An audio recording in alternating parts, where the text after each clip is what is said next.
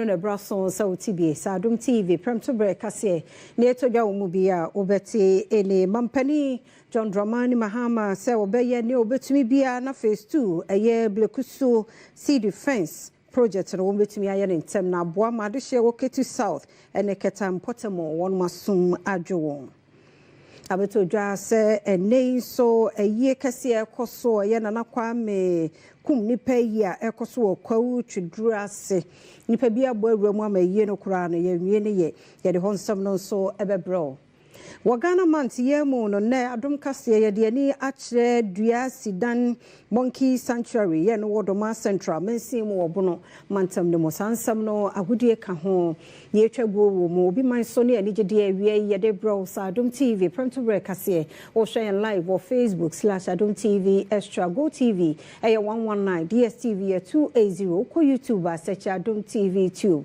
kwa AdomOnline.com semwe ni bebre so ewo ho midi de afia amankwa tamaklo yamwakwaba afia ni de mienti seden samni chemu etie Ghana yamampani John Dramani Mahama sinkete se obeye ni obetumi bia eye blekuso sea defense project phase 2 no obehwe ni awie na ede ahomedwo abrade hye woketu south ene keta ene ne mpotemo Enuanuma womo eti agavazi salekokpe eni nkurawodo bia ensuo etwia form so eye tidal waves bi omampani John Dramani Mahama ede atudwa se na aban no ebehwe se womo ebetu so anamon na omanfo a womo ho akire omo yi womo timi enya womo efa hodi. They came and they have made the assessment and they're giving us a comprehensive report of what is happening here. 51 households have been affected and 300 people have been displaced. And 80 meters of the coastline has been washed away. Now, when Chief was speaking, he touched on what the issue is. We started a sea defense project called Blekuso Phase 1. The feasibility study was also done for Blekuso Phase 2. And the understanding was that when the contractor finishes Phase 1, he will continue with Phase 2. Unfortunately, that didn't happen. So the project ended at Phase 1. Government did not provide funding to continue Phase 2. Phase 2 would have covered Akaveji, Salakope, Adina, and Amotino. And so that basically is the problem. The feasibility study is ready, the design is ready. We just have to allocate the funding so that the project will start. Wasan edi tudwa se wode ato osoafo a one na Ghana sika sem so se wonhwe se sika womo ede beboa eye project phase etosu mienu wonfa nhye budget a womo ebe kenkan ne enche bia no.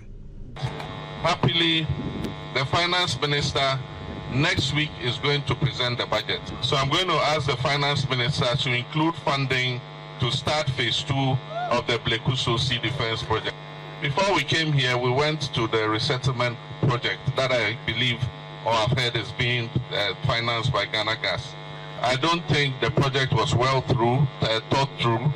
The work is shoddy, and even the area where the resettlement is being built is a flood area. And so if it floods, it will affect those buildings too. And so those buildings are not fit for purpose.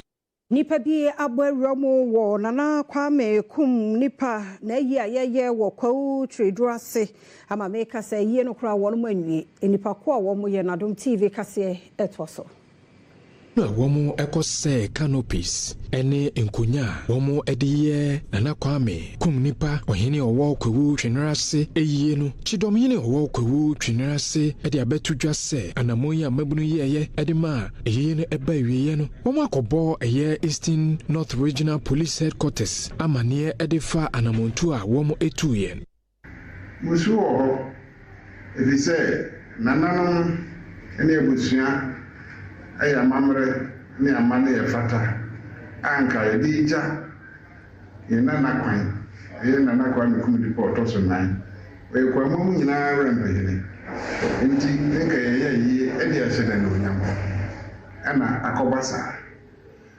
ndo ka sei nananom afa mamre ni amane ya kwa so ebebo mpaye se ni pabonefo na ana so bi ne chi obi echi a se ni pakono nananom enene enkasa no mon frem emisam bientia otu sana Nana Kwesi Boachi Bamuhini enso editu mebunu n'anim se anamo aya na wo mutu edidi saa ensemone no wo mo hwese o mbetwe o mo efrim Yes Ramana ye asua de amaman na se na na ko brama senka ayi no to aso ankoba ne saa no ye besle andofo ye saa se do maye no omon san ye saa de bi mu na ye nko asesem ema ko twi na seman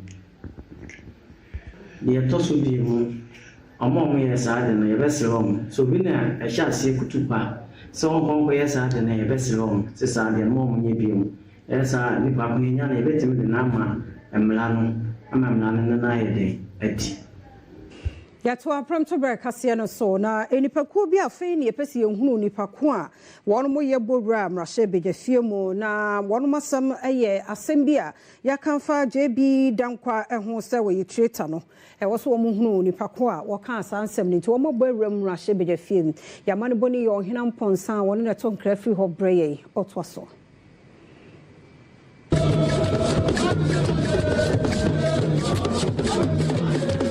Ekuye kopie mrahye bidwafie de wonkrata koto achiamehene enemi ochiremu a ensembi atema central mrahye bidwani ekafa JB dankwa ho se oyedadafo enisisifuo no nokure bia enim na egu papa ye nimtie a wosesa opanyine etwesai Parliament for Tamale Central the honorable Tala Mohammed awakasem etia JB dankwa asem nyonyom asem a eni nyinaso it was virtually incorrect because when you CIA agent he was a traitor or Ghana if he ain't dealing with this matter first.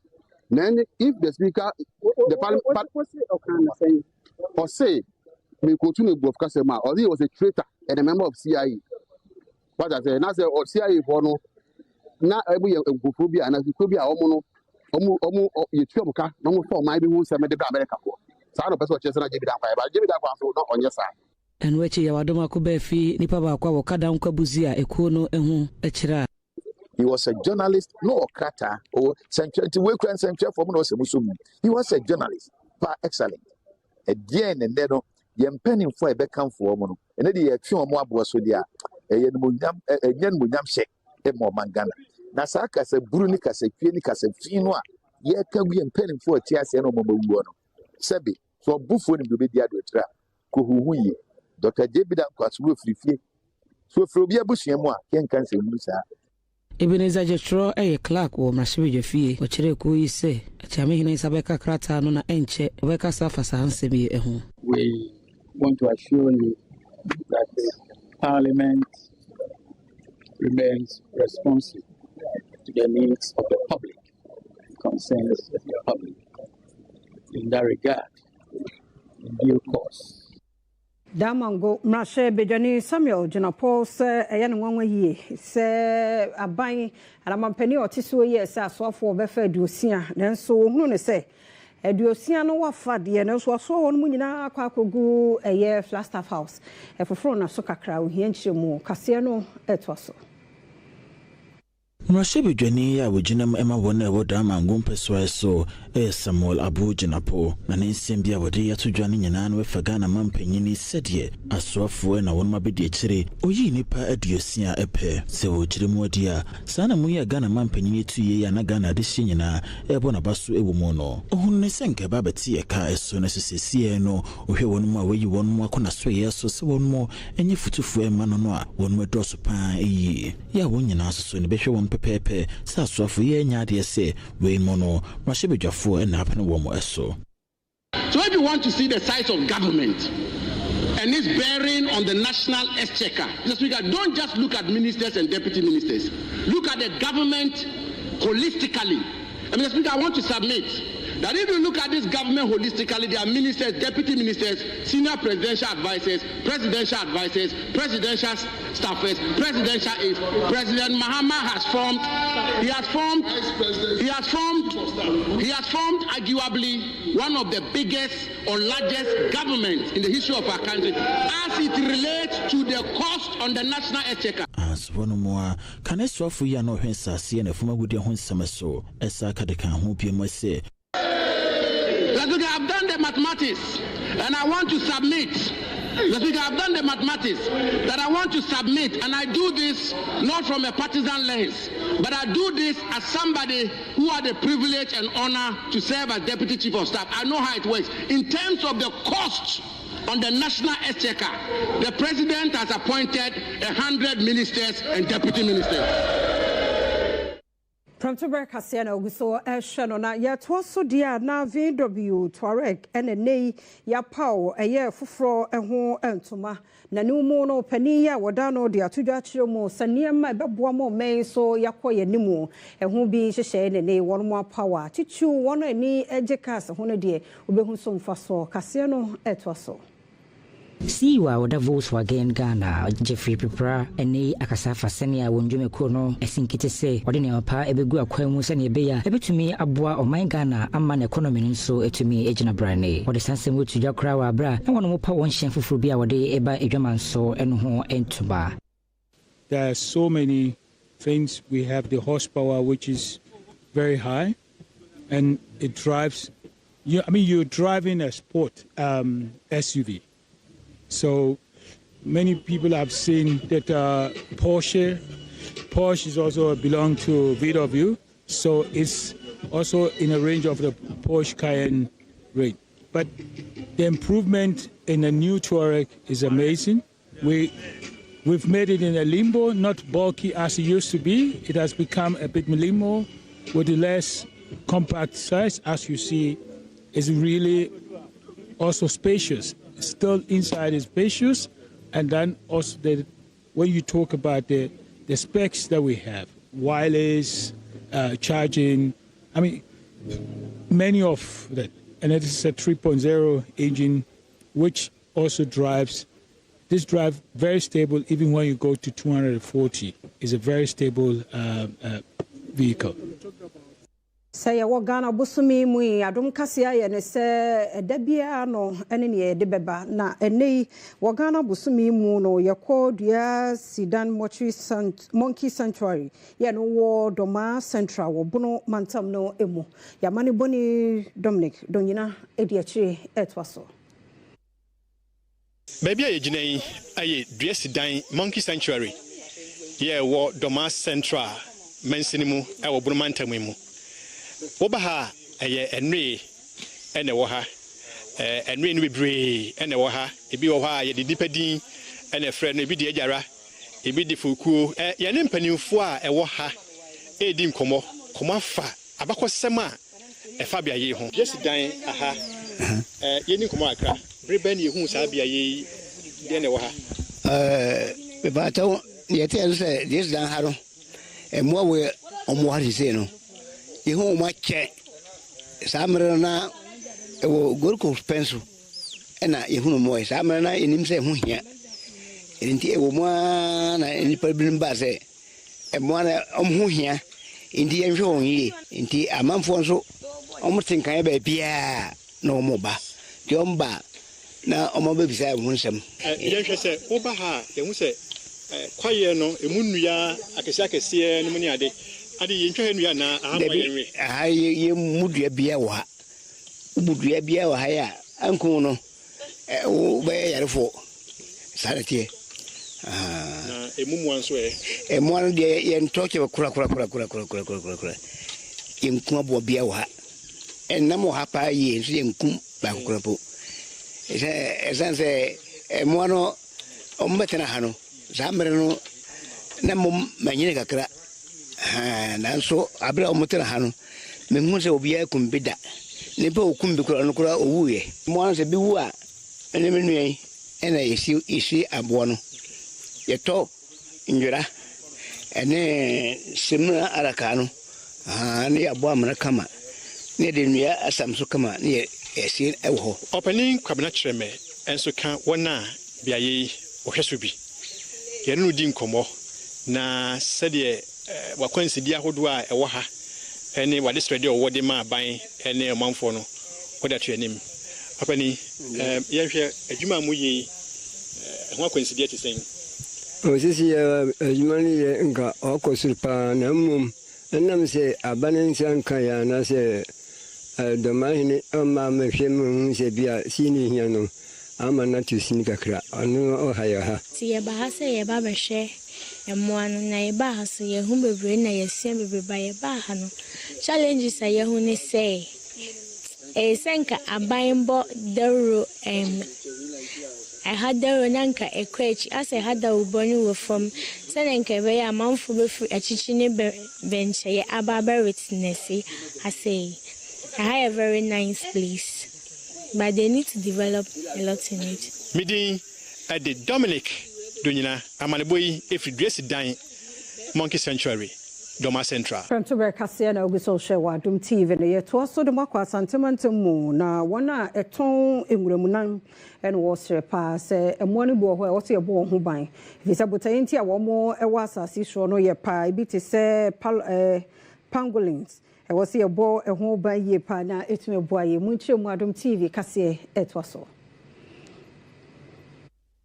Kwemada Emma Ejwedifue Comfort Bedu edi tudwa se womo edi ato womo enuanum enim se womo enwe se omanfo a womo ekọ enwuremu ekọchi aprawa edi beton womo abosafo enina amane se chi a womo chi omno mu ku omno womo nyai obia se bi oyebofo a wode nam free ekurase breye no ye be kan kire womo se apra ne ya abo a abansi mayi nkuno kura nti womo so omo ya abofo na nkwurem ebesere womo se ma womo so nkuno sanse se wukunu na akohia amane a na akohia nkwantia aban no obedi Ojodini ba konsuso efia agiman enso e de futuo ema ejwedifo sese de aya ne se obi abefre ne bofo aka je bofo ne se sese okoto apra nkuno na bra ne se apra be hu meeting wozu so fa kan se what they are proud positive wonya no ye bia ti esrew woni ya proud ye nyi wadwen sakoto na ubekunu Zoo manager wo Kumasi Zoological Gardens Owura Ziaka enso edinsem say tudwa. If the people who actually receive these animals from hunters and sell them are now saying this, then it is exciting to us as officers from the Wildlife Division of the Forestry Commission who have been mandated to protect the wildlife resources of our country. So today is a very important day. We thank INEC and all the stakeholders who have actually made this very possible. And for us to get this feedback, to me, we have achieved our main aim. Executive Director Automotive Institute of Nature and Environmental Conservation, INEC Ghana, David Kwati and Sudin Semse Etudra. Not long ago, a seizure was made in Malaysia, and it is believed that that seizure, the pangolin skills came from Ghana. So there's a serious international trade, illegal international trade of pangolins going on. And we want to believe that with the education our custom officers have received today, they will be at the lookout for pangolin skills and seize them even on our borders before it even gets out of this place.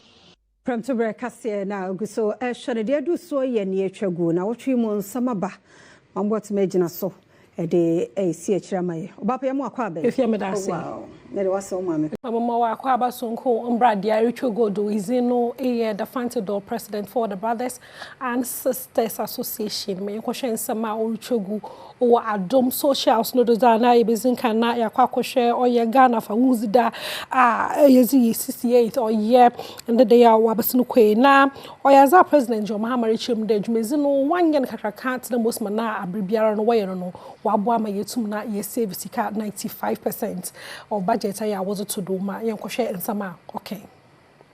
Ago, the previous administration also implemented reforms, deciding to rotate the hosting of Independence Day celebrations among the regions of our country. This initiative was intended to bring the celebration closer to all our people. Unfortunately, this year we are constrained not only to interrupt the celebrations rotation amongst the regions, but also to hold it on a scaled-down version here at the forecourt of the presidency instead of the traditional Black Star Square.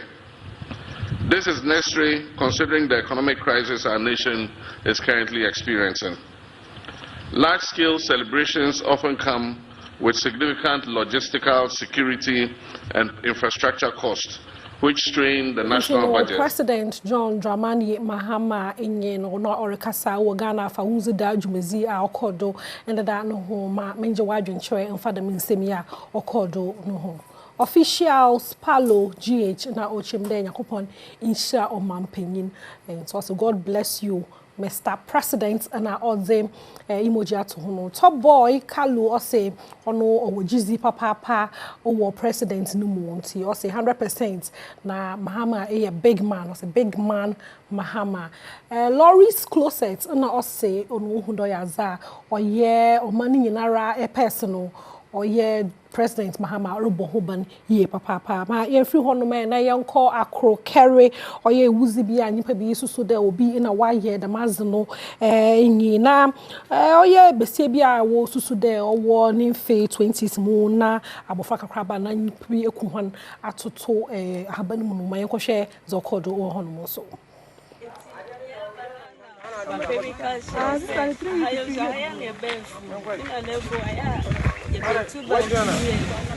It's about 3 days and I mean, paper say you obi and then the back I to house and you see a dear chili.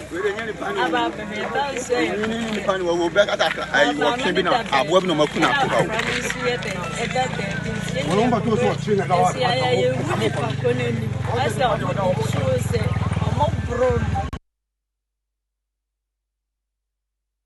No, the massimi okodo owo Akrokeri ma menje wadwenkyerɛ mfa de mensemi ho Shela ejewa no se sisiara no oye wakae de Ghana aye huhuhu ye papa na orefranya me de yakopon mbo nti no se Ghana is now scary God nti no na adwenkyerɛ was be fa de mensemi ho enyen more Somalia no se you know oye arehu ye papa so the so sad or emoji a orusu ato ho na najwa bentum o se Jesus Christ na abazepa na orokodo wo honomi ma yefri honome na yansane yanko president Mahama honomu biomo ebeke de yeto abane wie no azechi ara na da zanche nyim papa mpo na enya nti do the doctor Bawumia oda MPP amanyoku na nyim no babaka de oyaza wa concede defeat waja tum de wezi nkugu that's okodo akasanka says John Dramani Mahama president Ghana mampenyin na la waka na sam menketeza okodo ohono Yeto abasa na jono adechi ye 9 AM na chese abato no asa ya kanye wie bibia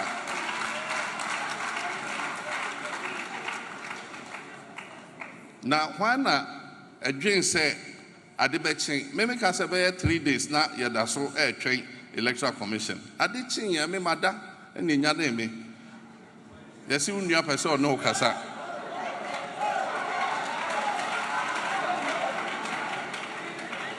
Yes, only a person no kasa. Messi Minia Bay.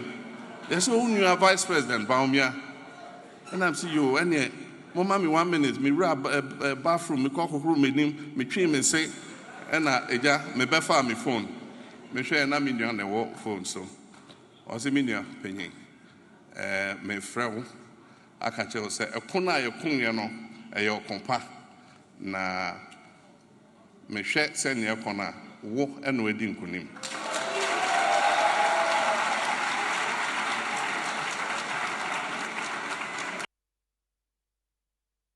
You know, President John Dramani Mahama na yetse nka wo honom na orekyerɛ mbroye ya ozunkunyim wo abatu no mu ma menje wadwenkyerɛ mfa da misemi a okyerɛ no ho ekuwa 4749 ose you know oyanyame na waye ose it's the doing of the Lord no the insimbo ato ho a orubonsem Bill Banks Kwame na ose Doctor Nakasa no hwema who de oyobi a person we papa doctor is a peaceful man and also the emoji kokoza to ho so odonoza akoma na koma nyina raman ma me fu papa bi so also the say mbre no udura bibiara kabom fe no so na adwenkyerɛ oze ben ne baby ma yedu no ma yenkɔhwɛ hen video of the day.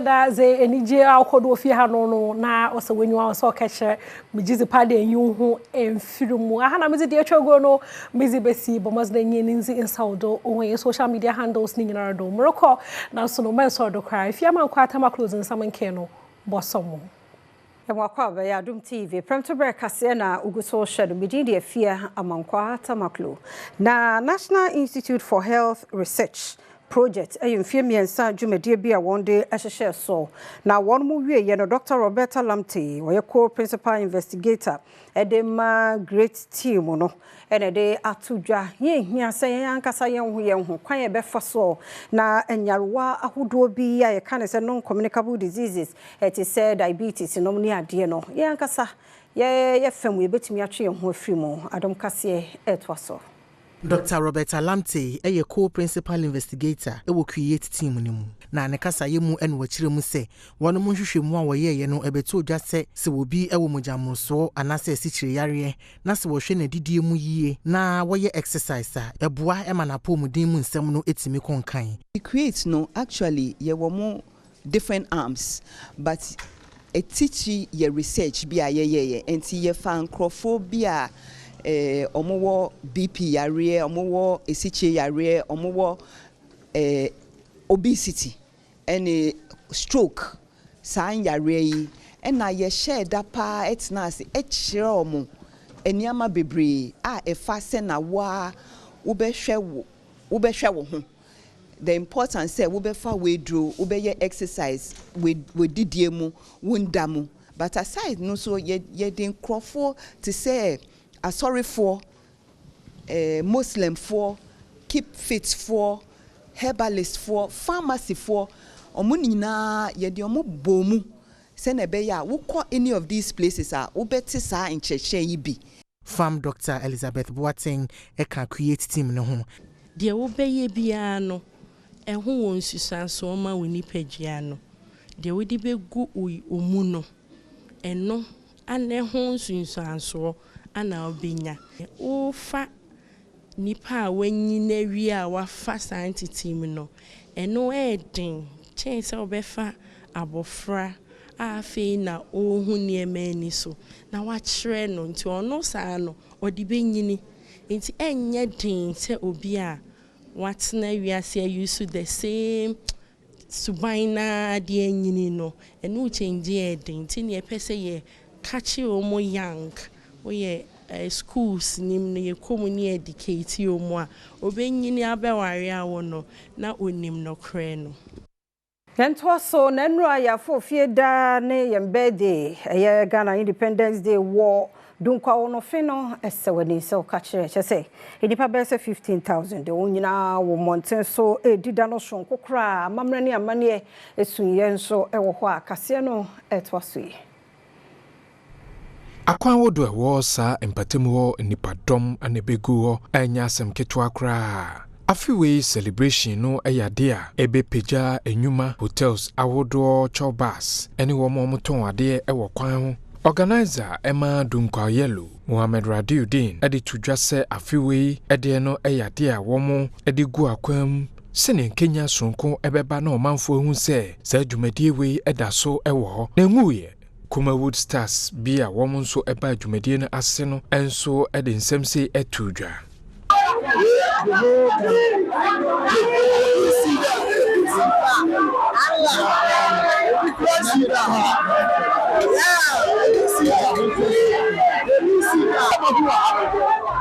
I'm not even kidding me. Wow, it was so hard. I'm so glad you made it. They can send and support now next year. Any bigger than this. Now, almost supporting them. We are sure say one of the best festivals in Ghana. We go to Kwahu. Enipa bi mu a womo nso eba dwumadi yase a womo ne Adom News nsɛnkyɛ for twetwe nkɔmɔ no womo de nsɛm sei ene tudwa Every year, we have process match the year. Nemo, Omode Sayo, the Super Town, Amana Yakufra. Now, every year, we are numbers no increase. It is so smart, we are a billion. Now we know our question actually. Yellow now sika hold the way asase. I am not doing an issue that there is 6 months. If it is 6 months, no, I celebrate Abim Sabri. At the end of my game, I mean, who plan a bomb again and just yes. Yet was so Independence Day, the DNA moon, na futu no kokobo Ghana for nyina ne tichu no won e Cape Coast and an important mo se bibia ye bia no ya yenwene Ghana ho kane. Cape Coast Metropolitan Coordinating Director Eya Azuma Adam Brima na we Independence Day Jumedi course na se no ojina meyo no wane mo de to Ghana de hye nyina enemu se bana se won mo eye bibia eya wondin kan dwena my Ghana ho kane de wese man ye nyina etumi yebo mo bepoa ama man na tumi akọ nanim mpuntuo emu. Today is a day of great significance as we remember our great forefathers who fought with their blood to secure for us our independence on the 6th of March 1957. Our forefathers have done a great deal for this country. This is the reason we are celebrating today. It is up to you and I to also do our best to bring the much needed development to Ghana. We need to put Ghana first in all that we do. Enwechi, Cape Coast Metropolitan Education Director Felix Asante Korobia, and so far Kunyane so the same year tuja. Education, the heartbeat of progress, stands at the center of this mission. And it's our joy to vehicle this enthusiasm through today's event. Today's March Past, it was a symbol of our collective resolve. Each step of our students echoed the discipline of our past heroes. Each formation reflects our unity in diversity and shared reason. We set our focus on a shared vision. I commend the Ghana National Association of Teachers, NATS, NAGRATS, CCT, and other teacher unions and all educators who chaperone these young minds every day, ensuring that the heritage of independence succeeds through knowledge and character. Yanto so e na futu akode ama mabunu nyina ne tichu no wona wodo aboso mensi no mo ntwo ho mfi no bone no mo ho no apomodin siye Dwaboso District Health Director Dr. Deborah Mensah ene de kokoboyi etuja.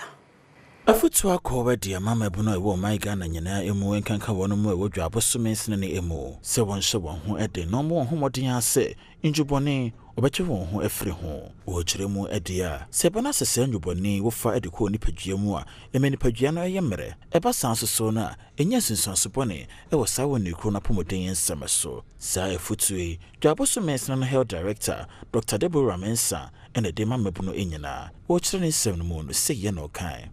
That in room when you were ye used to fa ekoye nipeduano. E wo nsunsuanso bebre e ma ye nipeduano. E affect ye psychological framework. E affect ye nipeduano. Nkanka ye kidneys any ye liver. Ye nim say these organs are very important in the function of our bodies. Inti say ye fasam in ruboni way na affect these organs. It affects our well-being. A bedroom baby no, Rebecca say you be here, ebia dialysis and now liver transplant. You need to say, Sanya Manyamano, it costs a lot. And wachi, when mo be a copy of Mujumedi no say no, and so we can the can say. Say a chance here, a basic schools no. Na ye pet curriculum bini a dish baby. Na akrano nyina no. Behunu say ade we ya chere me say enye. Obi wo hwa out of curiosity. What is say na dan for bi ehye. Nti yese wo hia na wa high. Na woni so ye fine. Nti wo kwa koye bi ahwe na waka ho. Se mpanfo na twonfu sa ne ma ne ho a. Enkwara be hu se sa ne ma na mpanfo atwon ho enye ma panyin enye ma ni padua na akwara so mfa. But make us say mpanfo batty groups. And they groups bebre no hia na wo che wonum na akwara so sua hu adekora wonum no de so no ne body na hwe. Enti me fi say sa ne ma we be brass pa de ayempan for no say twin hu sa ne ma no. Abuakwa North Municipal Coordinating Director Emil Tewia Achu akan sisudua biemu se project bia ya yemwie ye no obehwe se won mo ebeto so. Ebroko North Municipal Coordinating Director email Tewia Achu wesisudia se Ghana ban wa yekrado pa se nyumedia hodo bia wogya na jeje mo no obetumi asanso wi ni nyina akora na aboa mo my Ghana etumi akonene mo. Accordingly, Nanadum, the Assembly is committed to this part of development and will continue to support the education sector with the required resources as assured you that all going projects across the municipality will be completed and eventually add new ones. And wachi Nana Ampa Kwame Adofrempo no Ebroko North Mwashibijani and so to Ghana this year na enemu say so many nipa or my bekoso yenyina ti nyina yenke hombom ne ehwese ebama yeni akọ mining punti ho. Nei masre Bwakwa North titru ene Ghana fo nyina say baby biara wo bia local community bia wo bia but modern now so contribute to quota bi bikitwa bia betumi aye de aboa nation building no yere ho na ye na fabo man no na ye nyina ye ne saa me gidi se be ma niema ye hwehwe se be koso ama ye nyina no ye kabom ne ayo a ebe ye Twaso na manager say war Asutifi North District Assembly wa hafumante monso akan sisudua mbiem say assembly no so bebo won homodin bia na schools ahodo ye basic do core senior high school ya wono mo enema bi nkoyie no mbehwe na waboa. War Asutifi North District Assembly womo ahafo region ade abetudwa se womo ebo no modern so mo beboa ama adesua wonsem akonenim pa na aboa emabunu a womo ewo sam patemu ho. As an assembly, we will continue to support you in diverse ways to provide you with the enabling environment in attaining this height. Various motivation schemes have been put in place in this regard, one of which is the Best BE Series Student Award, which was instituted since 2018. We also collaborate with the District Education Directorate to organize a series of mock examinations to enhance the preparedness of students before the final examination. Mrashibijani Owo Asutifi North, Dr. Ebenezer Kwahu Ado, enso din semse etudwa. Yaje ho afiri obroni kokko nsem no. Ye kasa ye ka no. Ghana ye betumanya kasa ba ko pe aside the English language. And say ye ma English no eye compulsory. Every say ye wo enkwara omo anisuade hu bebre, omo talent bebre. Nanso so enipa ne tworo nso hwe na otwa ne subjects ni nyina. Wantime ntwa brofo pe a enipa no ntime nto aso biem na kire se na nisuade hu a ode ba ewiase ana adomachede anyankopon de eche no esan brofo kasenti no sa adomachede no eye den eya aka achi kanu nti mefa afidie so na maka kire the Ministry of Education ene Ghana babia emrawo meka House of Parliament se yebetumi ayen hyehye ama brofo kasa no enkonkoba se ufeli a wanisuade hu aka edemo. There is only Adom Trotro Prince also a seed war Legon share said the Ghana month no school for so edifa. Prince Yentio Adom Trotro and a Chegumu life and Eddie Ababi PMO Ewo Legon Bush Canteen Ghana month mo and a one Monday Tuesday me share a local fabric and long sleeve CB by a nephew at the election headquarters and the mamu yaba a honey jedi for a bedin komo ebisomo say Ghana mantino kwan ben so na omo observe no say fa entoma efra ludu nema traditional games say na womo di mantin yo openyi me dase Ghana month there me feel say ye Ghanaians there time bia say ye ma ye nyoma ye wo Ghana ha no ye di mu akotene especially ntoma Fridays be say ye na wo Ghana month ye ntoma no mu say Ghana ye wado ye aduane die mu ebro banku enru ase nkrofo anche den die mu ba nwumre no ye banku ni tilapia omoto ye pa enti mesre obi biara mo me patronize wo Ghana ni oma mu na ye damase na wo ne wanye Ghana month ne me pa chaw me wo order nwumre enti me Ghana we entoma de mapama sen ho me ye aduane wo kitchen me wi a me hye ne fefefe. All right. I sheni hu why also yo me so me pamade na Ghana month no ye no kure entoma ekuta me se ye friend se meko nyina mpatu emre enti no sane a ye ka no obia nhye Ghana nyoma no me pamade amanfo abepampa holiday amanfo hye Ghana nyoma nti ye se mankasa so ebi na me hye ma me nada me ho nkyerɛ ebi na me hye because of say ye Ghana month pampa o hye ne de wo nso Ghana month oh eja me da se nya me hyira say Ghana month papa say ye be promote ye nema ye wo even first na do mre bi kwa na Friday bia na ye Friday we wo market ha na say na yes akofom kakra ba fitine ko ye be san hye mukina na ya to aso ti say ntuma ye fra me say ye fra no any brain soldier be na efra me nti any brain soldier dia me nso na me di okay mama ne woman me so me dia ye oba pa Ghana no a eno aye di no eno a me so ma hye me Ghana ntuma papa ena na so me twa so enti obi a se obi a so ma nani ji Ghana niama no ho na ye kente we ye kente papa ana we so ye Ghana ntuma skirt papa me so me pam ade wa bush canteen na o maji show na fa trotro me na me di mu mate se mate no eti trotrom na se ka no eyema mate ne ejisu se awe akwasi body jina hade agudie mo nsamo to aso me mo akwaba se bibia e fine okay fine nti we de nema so aba se no report no me de ni na aba da also de report aba nti entwe no oni hwe ka Jesus sports no a audit waso That's the afternoon. So much for say Fiama Kwata Makro na metwaso at Yama. And of course, Duasidan Kasee Kasee do body full part report no Fiama Kwaye live Yama boy ka mama huma na ayuwa mu donko ase kuku mi hu bi da. Mama hu kontomo a eno Fiama Kwa twa. O chena me de beba. Neymar the Silva is back. So of course Santos o yanko Neymar 1 na Neymar kwakodu and of course we no enra yebo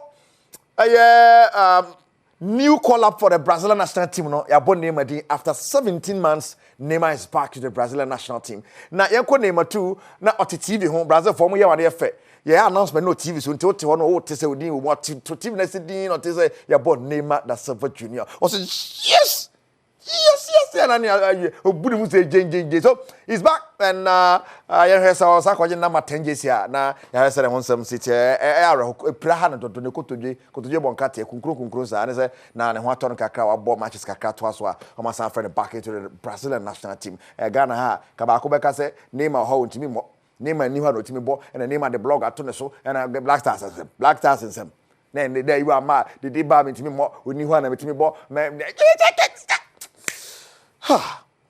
Mienko our host no mfanwie enra na koroko fan frempon pole ye na ye and mahaya mabia uremu no uremu we red carpet ho ha so na omode ne adaka ne si ya ne picture so esi ho kama chese na right panimfo atwotwuro ne yasem keto ha na ye eba chese isudie enra we were all perplexed. We were Kotokofo saying na mode koye yes Kotokofo were all in yellow ni omo black ne kopie mo ho ya kono na nya sam keto akra and nipa titiri ne Black Stars mpanimfo GFA mpanimfo omo nyina kopie mo ho ya kama pa na nya sam yes GFA president Justice for Poland GFA president kita placard and Nigeria be city so no dey twa picture na wasmale kakra GFA vice president so na Irene Specia o tele nchen nti enra de ne nipa kopie mo ayi na so na nya sam keto we abo kotoko pain nti waso show ne skills na the bokotoko no and say o G skills ama man fans kakra man fans sa ne say o bodo totas no multimedia force ni yenso ye ko represent ye ko chiacha ne multimedia FM presenters ana Sempe FM maestro mo ne o kukuseku mo ayala mo ne ade o menra ye kwesi ko represent fa ye ko ye ko bon sawa ye de yensu ni e bibia akoma ne ye fine and nyakopon fa na pole ekra ensie yi na de chuka wo vim na de second wo ne ko agina wo dwane me ntia se ekra wo vim wo fa second tro na ka so wo tro na yenje ana ye hwehwe wo heme wo heme wo de wo no dwane ekote bra ne ge na ya che no tell ko she ne ge no what this and wo dwane e ma so mo akukudro onipa kokun bi inu ya ama ne match to all man match who's rose match obet makumbi. Hey, if you want to makroba, Kejuan and Kasani, Erica said the body. Yet was so aqua didium, and Rasa Brena Hill fruit and ding, Yantokwa, Nebufu, Nemune, Nijie, if it's an Adom Fufuo party. Nesh so den dende. And to phone be by Joyce Blessing, by ye na dear beam or bapa free. Na me imagine where be one con energy level no ne different. You're agra Joyce Blessing, Eddie. Radisia, not the body of Bombrani, Wangwatia, we are Mameta. Woody etie, na wo your patampa, Okokroko, on when Nina me present him. Bechuwa me bunch. One man you may want see, the sunny I want him in Matam Funzam. Hey, a young mama, or then the Musran was off from me through. Hey, what put me put track, or put me put track. Why is any who can't obey? What's wrong with fair? A radio no masam dead. No mistakes. Hey, Jesus, not correct. So correct, so correct. A man of Wahana, the Jausaka correct. So correct, so correct. Who bet to be a Hurricane Grasso? So correct, so correct, so correct.